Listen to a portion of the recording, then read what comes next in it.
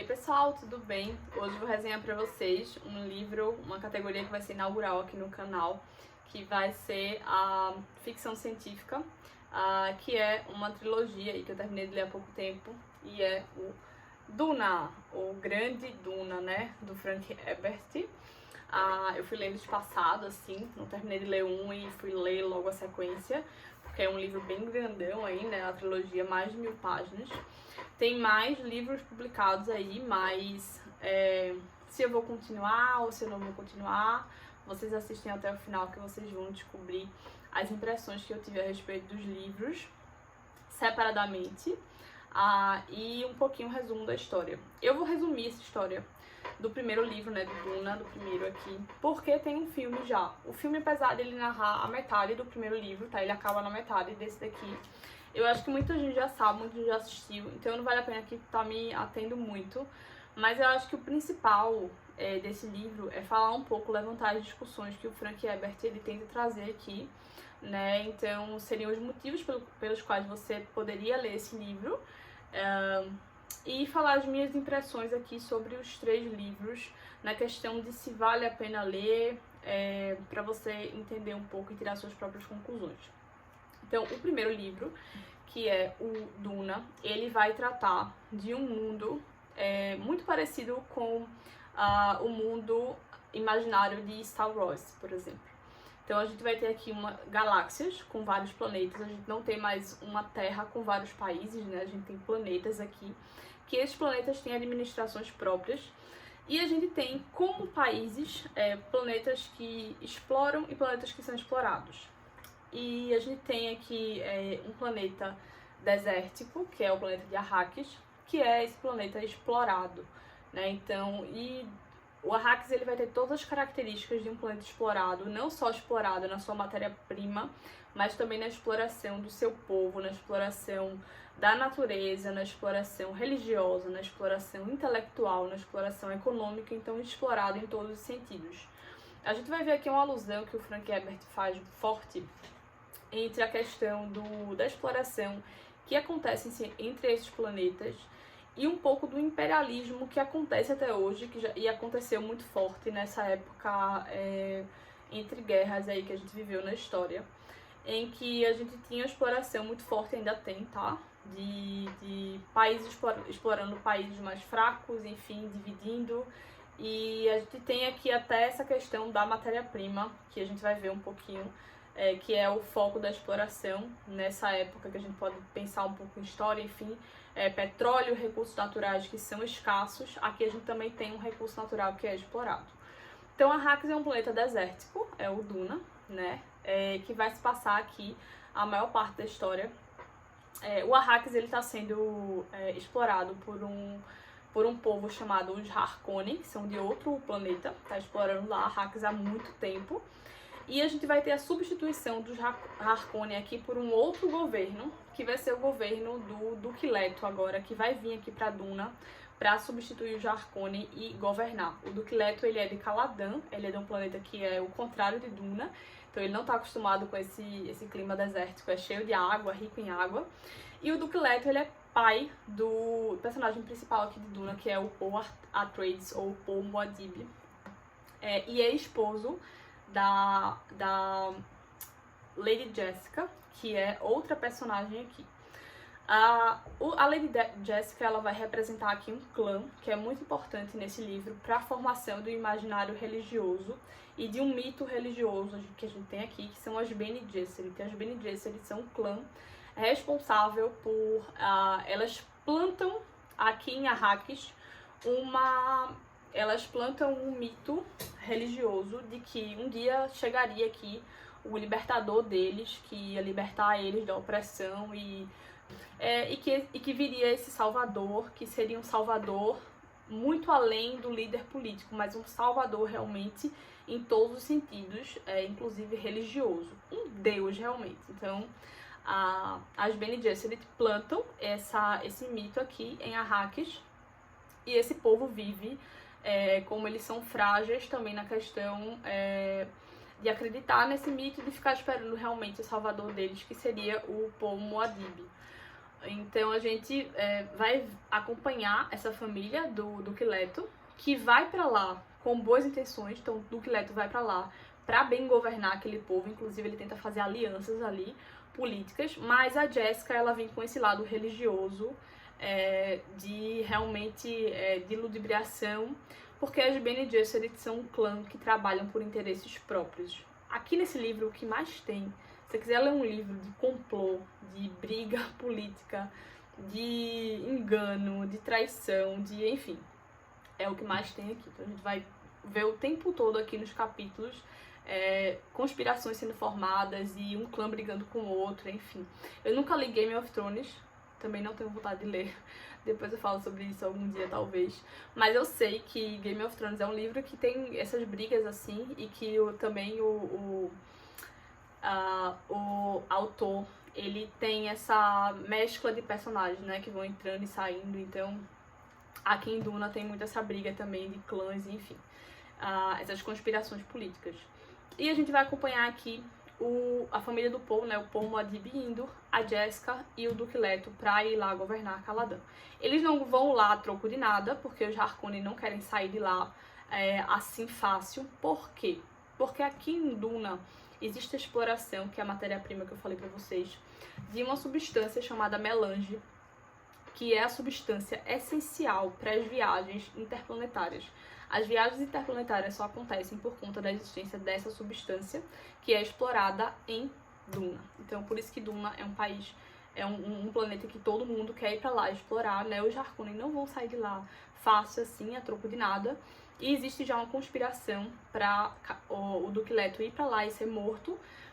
Então ele já vai lá sabendo que existe, ele já aceita ser administrador de lá, sabendo que vai existir uma conspiração contra ele, e meio que já preparando o Paul ali para ser sucessor dele depois. E é exatamente isso que o Paul vai fazer. O Paul é um personagem aqui muito bem construído. Eu vou tentar explicar por que isso. É muito bem construído, é um dos personagens mais marcantes assim de história, das histórias, e ele vai ficar com certeza muito marcado assim pra mim. É um personagem tão bom que meio que essa é a minha impressão, tá? O Frank Herbert, ele, na verdade é minha impressão, mas ele foi necessário para a construção do livro, vocês só vão entender lendo. Ele meio que se desconstrói aqui, né, nesses livros, ele fica um pouco em segundo plano. Se eu falar mais eu vou dar spoiler. Mas ele é mais presente aqui nesse Duna 1, e eu acredito que é um dos motivos pelo qual o Duna 1 é tão bom, e é tão bom, melhor do que os outros dois livros, né? O Duna 1 realmente tá entre os meus 20 livros preferidos da vida. É um livro que vale muito a pena você ler, o enredo é muito bom. Se desenrola mais do meio pro final, tá? Então é muito normal você se sentir muito cansado no começo, porque é o começo de todo livro que tem uma história que você nunca ouviu, que vai ser construída de formação, você entender aquele contexto. Então o autor vai dar geralmente muito nome novo, e você vai ter que captar esses nomes, então isso acaba sendo cansativo, é normal. No final do livro, não façam como eu não sabia. Tem um glossário, então consultem o glossário. Eu não sabia desse glossário, eu só vim saber, acho que quando eu terminei o primeiro livro. Então é muito interessante para vocês irem consultando aquilo que vocês não sabem durante a leitura, tá? Mas muita coisa dá pra vocês passarem e entenderem pelo contexto também. Aconteceu isso comigo. Então, continuando, eles vão pra lá, né, pra Duna, e existe esse melange lá. Esse melange, ele não é só uma substância que é importante para as viagens interplanetárias.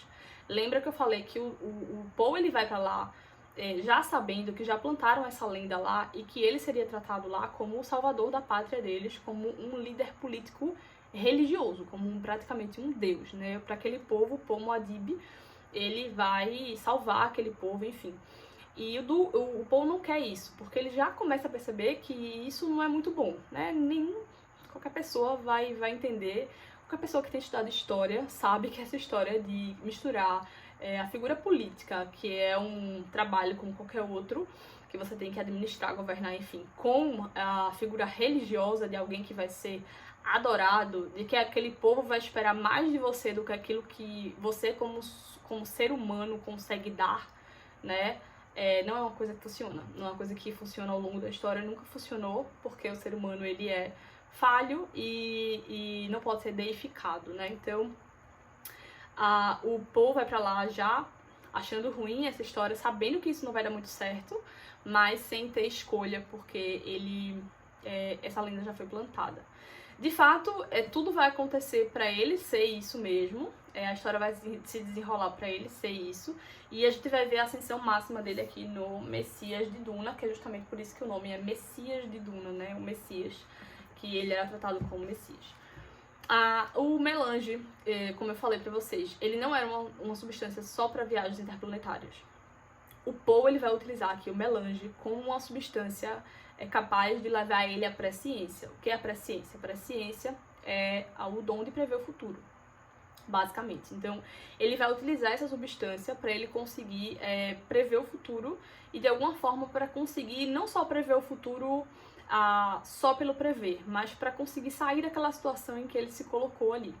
Porque um dos motivos que eu falei pelo qual o Paul Muad'Dib ele é um personagem carismático, um personagem que a gente sente falta dele na leitura, a gente gosta de estar ali lendo as partes que tem ele, é justamente porque ele é um dos poucos que conseguiu ver que a ideia das Bene Gesserit de deificar uma figura política é uma ideia péssima, né? E ele vai ver outros pontos negativos ali disso, como o próprio melange, por exemplo. Ele vai começar a ver que ele utilizando o melange, aquilo era ruim para ele, porque ele estava tentando usurpar uma função que a capacidade dele humana não conseguiria suprir. É como se o melange, toda vez que fizesse ele prever o futuro para conseguir resolver algum problema que ele quisesse, não desse isso de graça. Ele dá, mas ele cobra, entendeu? Então, a grande mensagem que o Frank Herbert quer trazer aqui nesse livro, que quer fazer você refletir, ele vai reunir a questão do ecossistema de Duna, essa questão do clima desértico, enfim, de você mexer nesse clima, do imperialismo, que é a exploração de um país sobre o outro, da questão do líder político ser tratado como um deus, como um líder religioso, e as pessoas esperarem mais dele do que aquilo que é a função dele, do que aquilo que ele pode fazer como ser humano. E essa questão da presciência, de você querer controlar a sua vida mais do que a sua capacidade humana é capaz de controlar, de você tentar controlar a sua vida e tentar prever coisas, inclusive, que basicamente se resume a controlar a própria vida mesmo. Sempre é uma forma do ser humano de tentar usurpar uma função que não é humana, usurpar uma função que na verdade é uma função divina, e que essa usurpação nunca acontece inocentemente. Ela sempre acontece para exploração do outro, para o mal do outro ou para o mal de si mesmo. Então, a grande discussão aqui do Frank Herbert é você pensar um pouco sobre, primeiro, cuidado com líderes políticos que usurpam essa função de líder religioso também. Não tem problema nenhum em você ser um líder político, pelo contrário, os lugares precisam de líderes políticos, mas do líder político que se coloca nessa posição de líder religioso, ou que busca a adoração do povo, porque essa não é a função dele e não é isso que se espera dele. Quando se coloca um líder político no poder, não se espera que ele seja o salvador da pátria ou o salvador da nação, de nenhum de corrente filosófica, política, administrativa nenhuma, em lugar nenhum e em época nenhuma. Isso não se prende só a um clã ou a uma ideia ou a uma filosofia. Isso pode acontecer em qualquer época, em qualquer geração, em qualquer filosofia, em qualquer corrente política. Então, por que eu tô dizendo isso? Porque a gente vai passar aqui do Paul para a família dele, para a irmã, o governo, e depois do governo para os filhos, e a gente vai ver isso sempre se repetindo. O Paul parece que é o único personagem aqui que tem essa noção, né? E por isso que ele é um personagem tão bom da gente ver ele na narrativa, porque ele é o tipo mocinho assim da história, né? Quando a gente vai ver outros personagens tentando fazer isso, tentando ocupar essa posição política, e que a gente acha que ele tá fazendo as coisas certas pelos meios errados e que aquilo ali vai dar certo, no final o Frank Herbert mostra pra gente, olha, que não dá certo, esse caminho aqui não dá certo. E é por isso que, vou dar um spoiler aqui agora, tá? Tá, vou dar o spoiler sadio aqui agora. Não precisa ter tanto medo, assim. Então pode ouvir, mas se você tiver muito tique, passa um minutinho só pra frente, tá bom? O Paul, ele vê que a única forma de ele sair disso é ele realmente sair disso. Ele fugir de alguma forma dessa função que deram a ele, que ele não pode aceitar aquela função. E é isso. Então, todas as vezes que esse líder político ele se coloca como tem essa pretensão de ser o salvador da pátria, geralmente é com pretensões ruins, e que o povo, a gente pensa também que aquele povo, se a gente for pensar um pouco em história, a gente vai olhar para trás e vai ver vários líderes que foram líderes super carismáticos, foram líderes que começaram sendo até bons políticos e que até melhoraram, às vezes, a condição econômica daquele país, mas que plantaram ideias tão malucas que a gente olha hoje em dia e pensa o que é que fez aquele povo seguir aquele líder.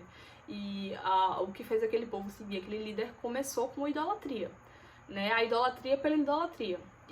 Então a gente tem que ter cuidado com isso.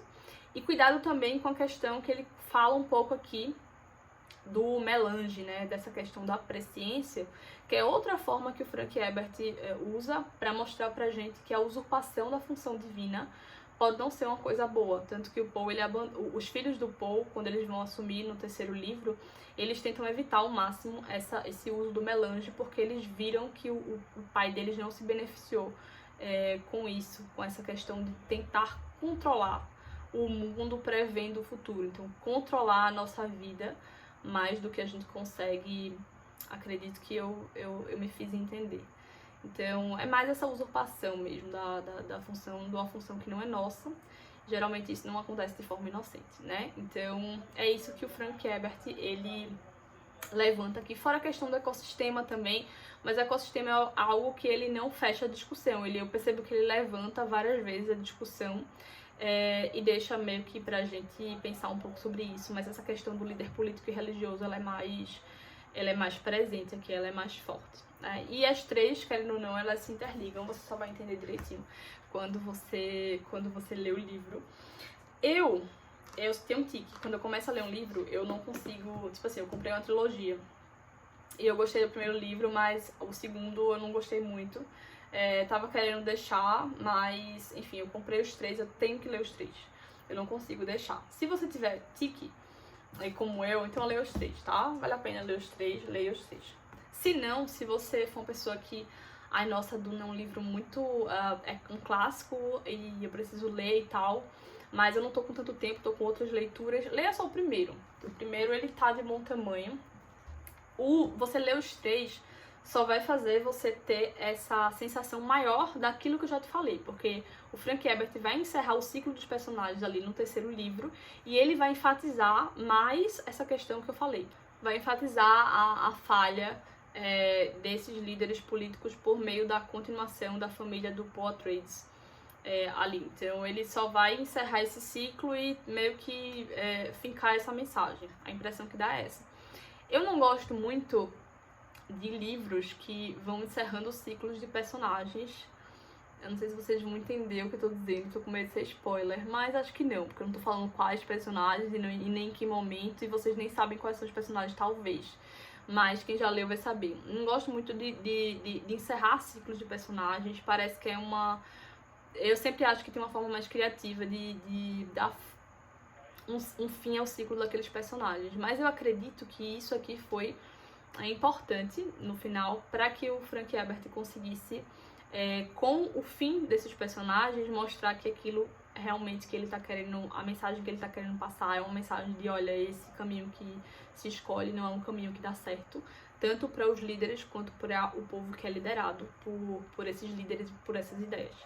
Então, é importante. Mas, assim, a leitura do primeiro livro do Duna é bem melhor. O enredo, a forma que o Frank Herbert constrói a história, a construção do Paul Adib, as formas que o Paul Adib ele vai crescendo ali, ele vai vendo, vai entendendo os planos da mãe das Bene Gesserit, vai entendendo as conspirações, a forma como ele desenrola as conspirações, porque ele também é um grande conspirador, né? Então ele vai traçando ali soluções políticas. Então, assim, ele é um personagem bem carismático. É isso, leiam Duna. Se vocês quiserem ler, tiverem pressa, tiverem outras coisas pra ler mais importante, leiam só o primeiro. Mas os 3, eles fecham bem o ciclo. Eu não vou continuar a leitura de Duna, eu vou parar nos 3, pra mim tá de bom tamanho. Então é isso. Espero que eu tenha me feito entender. Vou pensar aqui qual vai ser o próximo livro que eu vou resenhar pra vocês. E até a próxima.